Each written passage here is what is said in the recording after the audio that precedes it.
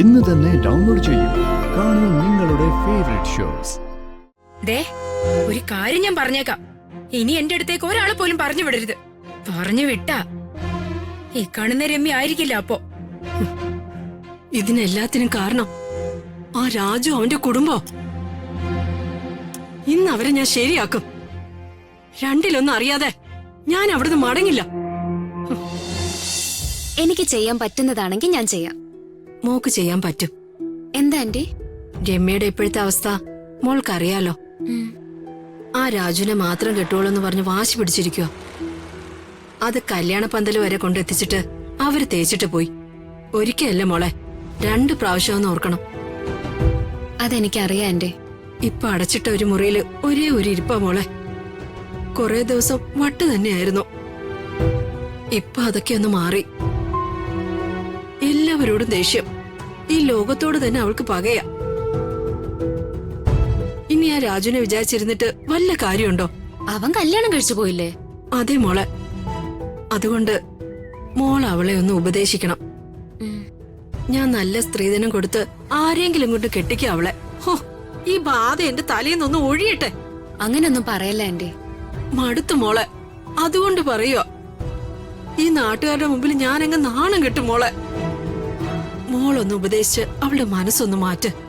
ശരി ആന്റി, എന്റെ അഡ്വൈസ് അവള് കേൾക്കും. ശരി മോളെ.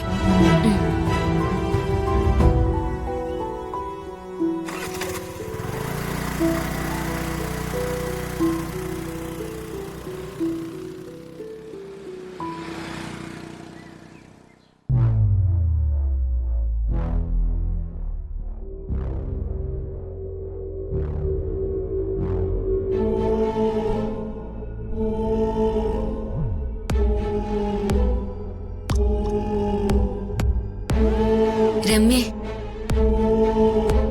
എന്തൊരു ഇരിപ്പാടി ഇത്.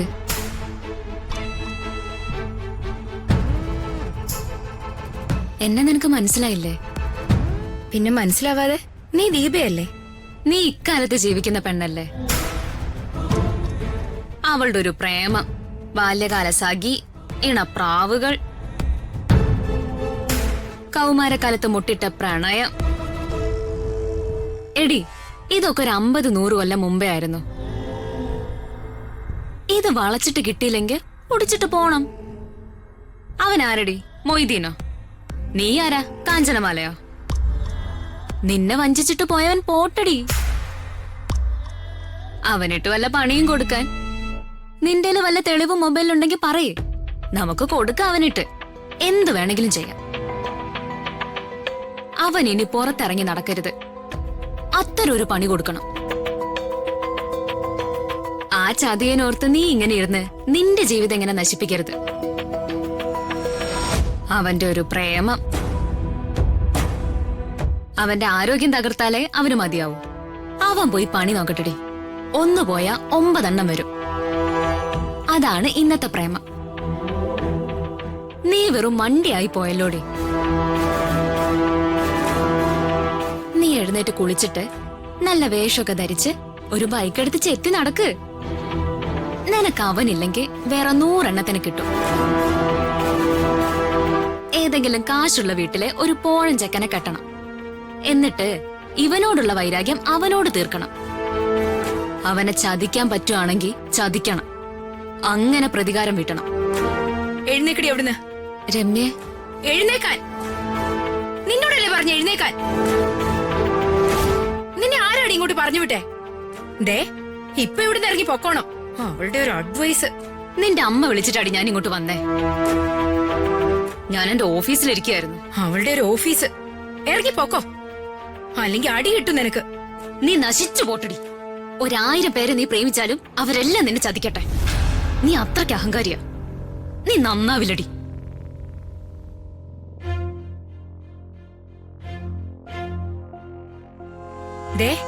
ഒരു കാര്യം ഞാൻ പറഞ്ഞേക്കാം, ഇനി എന്റെ അടുത്തേക്ക് ഒരാളെ പോലും പറഞ്ഞു വിടരുത്. പറഞ്ഞു വിട്ടാ ഈ കാണുന്ന രമ്യ ആയിരിക്കില്ല. അപ്പോ ഇതിനെല്ലാത്തിനും കാരണം ആ രാജു അവന്റെ കുടുംബം. ഇന്ന് അവരെ ഞാൻ ശരിയാക്കും. രണ്ടിലൊന്നും അറിയാതെ ഞാൻ അവിടുന്ന് മടങ്ങില്ല.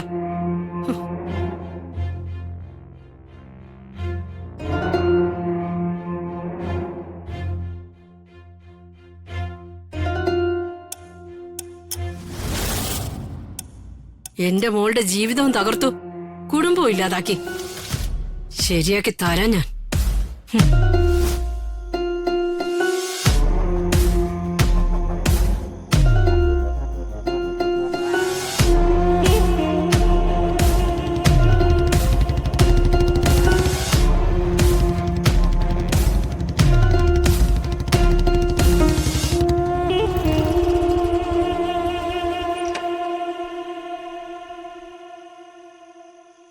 എന്താ മാഡം,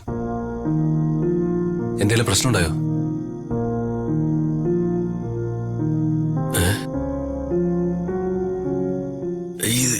ഇത് ഞാൻ തിരക്കി നടക്കുന്ന ഫയലാകാൻ ചാൻസ് ഉണ്ട്.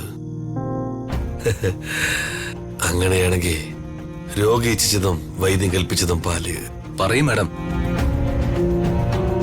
അമ്മ പിന്നെയും വഴക്കിട്ടോ?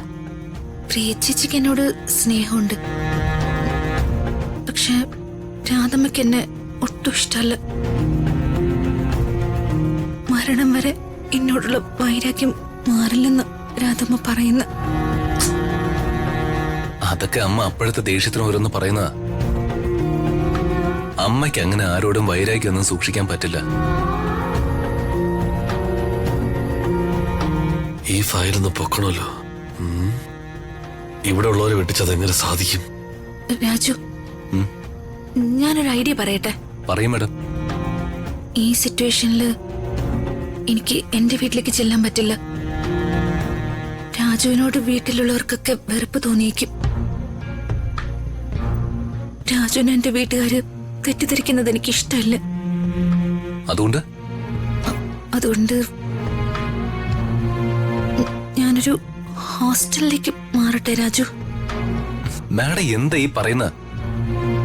രാജു, ഞാനിപ്പോ വീട്ടിൽ ചെന്ന രാജുവിന്റെ വീട്ടുകാരൻ ഞാനും തമ്മിൽ വഴക്കാണെന്ന് എന്റെ വീട്ടുകാര് പറയും.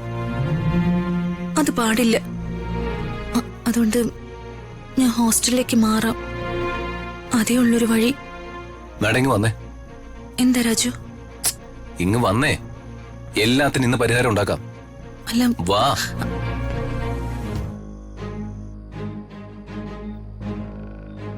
അച്ഛാ, അമ്മ എവിടെ അച്ഛാ? അടുക്കളയിലാ.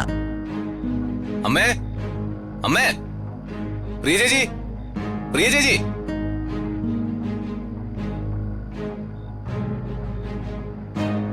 അമ്മേ, രാജു വേണ്ട. പ്രിയ ചേച്ചി.